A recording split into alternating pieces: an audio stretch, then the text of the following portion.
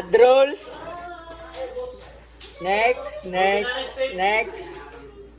Active Directory Domain Service. Check. Add feature. DHCP. DNS.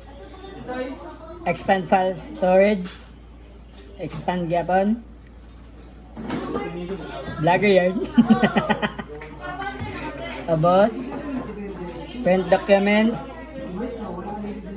Das web server. Next. Hanaponan web server backup para yan ay balik-balikan. Next ratanan install.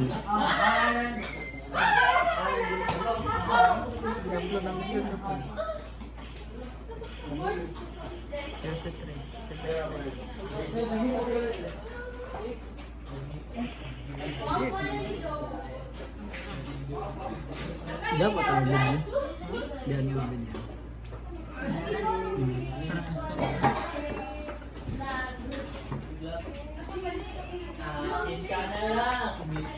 Test dire nila.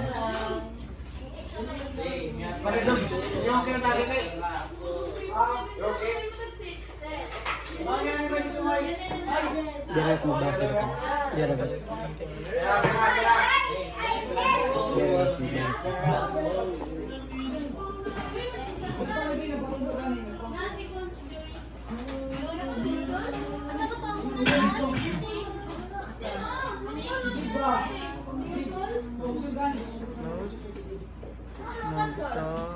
Lab and complete TCP add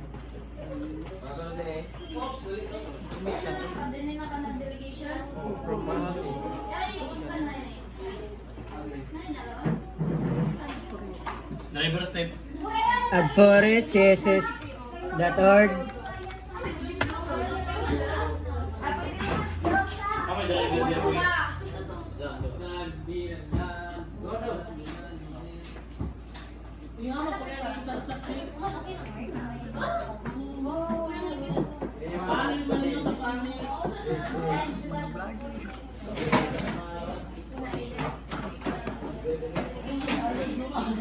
Password yapan diri sinira sa pag-create niyo.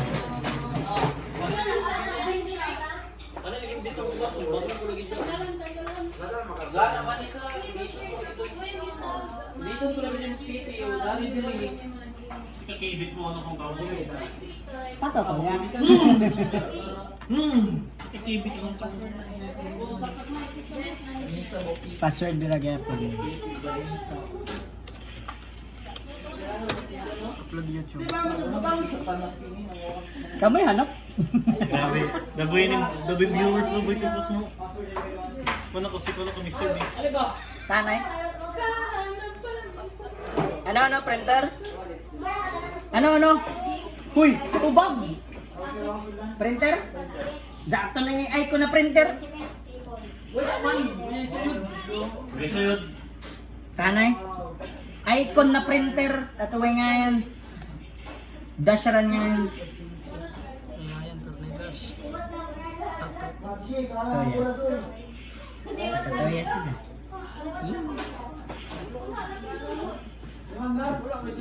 Si Michael Gay. Tanay.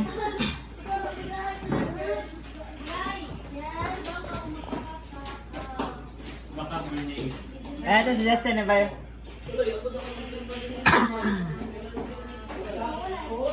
Upload down yung window ko.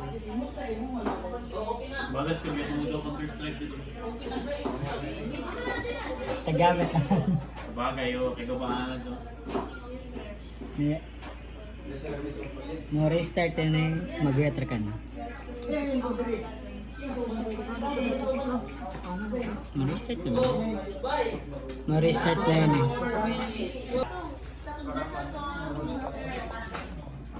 Command largo lang sa DHCP. Pwede ba, Steve? Right click dire. Then go to DHCP manager. Expand your CSS. Expand the IP4. Then right click. New scope. Then next. Put name depending on the description. Boy, upload YouTube. Vlogger yan.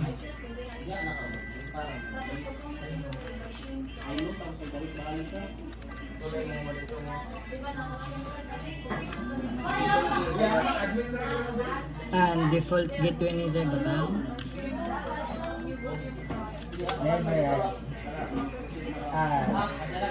Then then next, and then you finish.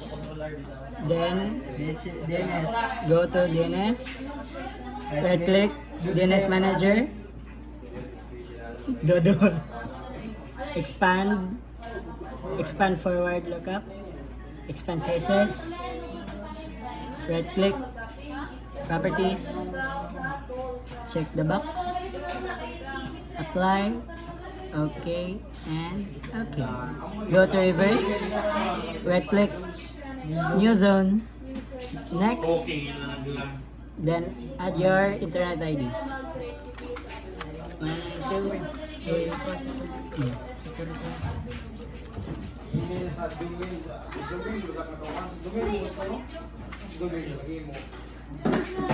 Kasama na ito. And then again, click on the different network ID. 127. 127.0.0. Then expand. Right click. Mangolo kami. Wait. New pointer.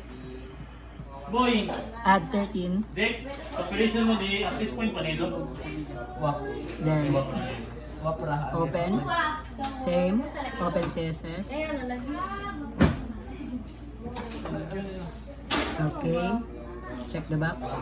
Then okay. Do the same for the other one. Oo, lirangan. But here, add 1. Balik ba sila? Hey, kibalik. Then all the records to show them. Them. Sysis.org ba sa? Ay, Depende naman. Then go to to tools. Active Directory, Pakabo mo dito. users, and computers. Okay. Expand the CSS Server. Right click. 1, 2, 11, 12, 13. New. organizational Unit. unit. USB. Then Put admin. Extreme ba to? then new user. Add your account. Yan saya. Hindi na sinasabi ko. Add your password.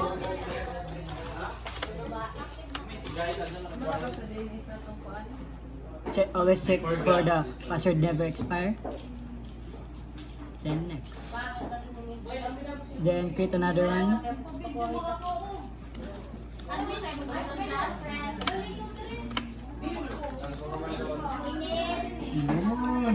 Lumon mo ito.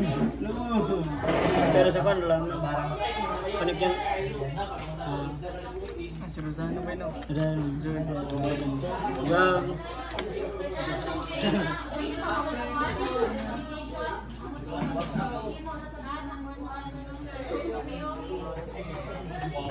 after that, create a folder in the C drive.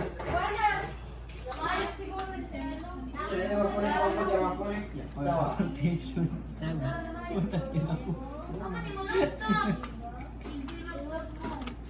Create a user folder. Sharing to. Pero bayan naman ako yun. Sure, kagapon na lang. Process na karoon. Account. Na mag-install ng kuan internet. Ina. Driver? Disk management na ano. Install driver ko eh. Device pa na yun. Install ang internet. Driver lagi. Driver eh. Video? Oo. Okay. Sino? Busy boy? Sa'yo mo. PM rin natin. Kung ano to? 43 seconds ro. Okay lang. Ida man. Flash drive di mo gamitan? Oo. Ida. Bidyan po na kung gitaguan mo bidyan. Ganit ang buwan ng bata niya. Isa ka mag-isip ko. Ay, pasige diyang bayloon ba? Mga sa video mo. Bati sa corner. Security. Then edit. Search. Add AU. Authenticated user. Why may diri? Kaya no? Yung may diri ka nakabutang. Yup. Yung kayo. Then share. Everyone. Add. Then read write. Share. Done. Then go back to the service manager. Go to tools. Group policy. Then expand the forest. Expand the main. Expand CSS. Then click CSS. Go into delegation. Advance. Click the authenticated user. Then check allow. Apply. Okay. Same with the admin. Delegation. Advance. And user. Then allow. Apply. Okay. Then right click the admin. Create GPO. Step ako naman mag-step ha. Then click the GPO. Go to the delegation. Advance. Then set the user. Allow. Apply. Okay. Then right click the GPO. Enforce. Right click again. Edit. Go to user configuration. Expand policies. Then expand Windows settings. Expand folder redirection. Then right click the desktop properties. Select the basic. Then paste the path. Mga boy, balik ka sa sugod. Then go to settings. Uncheck everything. Then apply. Yes. Okay. Do the same for the documents. Videoy ko. Loloy ko.